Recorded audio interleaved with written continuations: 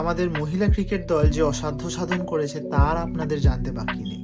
কিন্তু জানেন ভারতীয় রেলওয়ের এর পিছনে অবদান কতটা বিরাট? 1973 সালে লখনৌয়ে ভারতীয় মহিলা ক্রিকেট অ্যাসোসিয়েশন প্রতিষ্ঠা হলেও সেই থেকে আজ অব্দি কখনোই তারা পুরুষ দলের মতো লাইমলাইট পাননি। কখনো কখনো তারা অবশ্য সোশ্যাল মিডিয়ায় ন্যাশনাল ক্রাশ হয়েছেন, কিন্তু তাতে করে তো আর সংসার চলে না। মহিলা দলের এমন দিনও গেছে যখন তাদেরকে নিজেদের খেলার পোশাক নিজেদেরকে রিপু করে পড়তে হয়েছে। তারা যে রিজার্ভেশন করে যাবেন ট্রেনে, তাও তারা করে উঠতে পারেননি। কিন্তু সেসব মানিয়ে নিলেও একটা ন্যূনতম রোজগার যদি না থাকে, যদি পরিবারের পাশেই তারা দাঁড়াতে না পারেন, তাহলে কতদিন অবধি এই লড়াইটা চালিয়ে নিয়ে যাওয়া যায় বলুন তো? 1980-র দশকে যখন মেয়েদের ক্রিকেটে ফান্ডিং বা স্পন্সরশিপ তেমন কিছুই ছিল না, সেই তখন থেকেই এই অগ্নিকন্যাদের লড়াইয়ে নিঃশব্দে হাত মিলিয়েছে ইন্ডিয়ান রেলওয়েজ।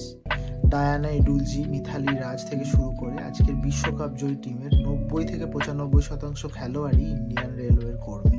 তবে শুধু চাকরিই নয়, রেলওয়ে তাদের কোচিং দিয়েছে, তাদের এসি কোচে খেলতে যাওয়ার ব্যবস্থা করে দিয়েছে, আর দিয়েছে বছরে 330 দিনের ছুটি, যাতে তারা খেলাতে মন দিতে পারেন। আর তাই তো হরিয়ানার রোহতাকের সাফালি বা আমাদের শিলিগুড়ির রিচা এমন স্বপ্ন দেখতে পারেন, এমন স্বপ্ন ছুঁতে